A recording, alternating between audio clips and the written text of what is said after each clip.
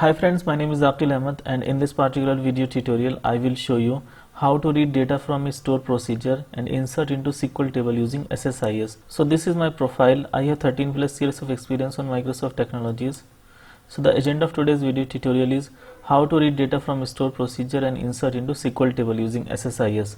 So let's jump to the demo. So I have SQL Server 2019 installed on my machine, and then I have a sample data SQL table which contains 1000 records. So it contains person's name, email, and their currency as well.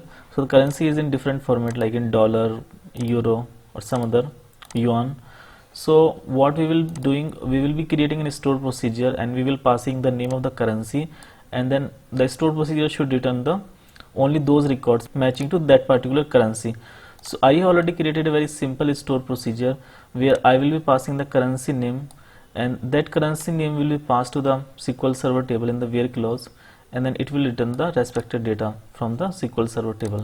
So let me just try to call that store procedure from the SQL Server Management Studio exec store procedure name, and then I will select the data which contains dollar information. So if I execute this one, so only the dollar related currency records will be returned from the SQL Server table.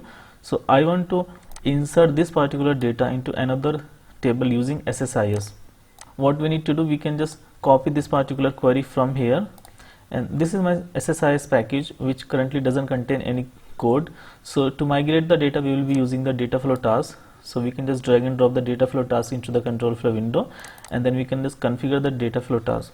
So to read the data from the SQL Server, we will be using the OLEDB source. So I can just drag and drop the OLEDB source into the data flow task, and then I can configure the OLEDB source.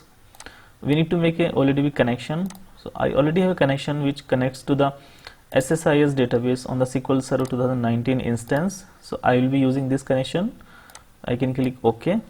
Now from the data access mode, we need to select SQL command, and then we can paste the query that I copied from the SQL Server Management Studio. And if you preview data, so it will show you the data, whatever data will be written from the store procedure. So I can just click close, and then I can check the columns, and if I do not want some columns, for example gender or something, then I can uncheck them. But in this video I will be using all columns, so I can just click OK. So our OLEDB source has been configured, and now to write the data into the SQL Server table, we will be using the OLEDB destination. So I can write OLEDB, and then I can just drag and drop the OLEDB destination into the data flow task, and then I can connect the OLEDB source with the OLEDB destination, and then we can configure the OLEDB destination as well.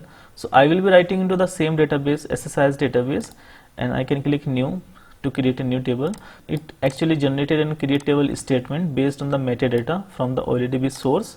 So I can call my destination table as dollar data maybe, and I can click OK.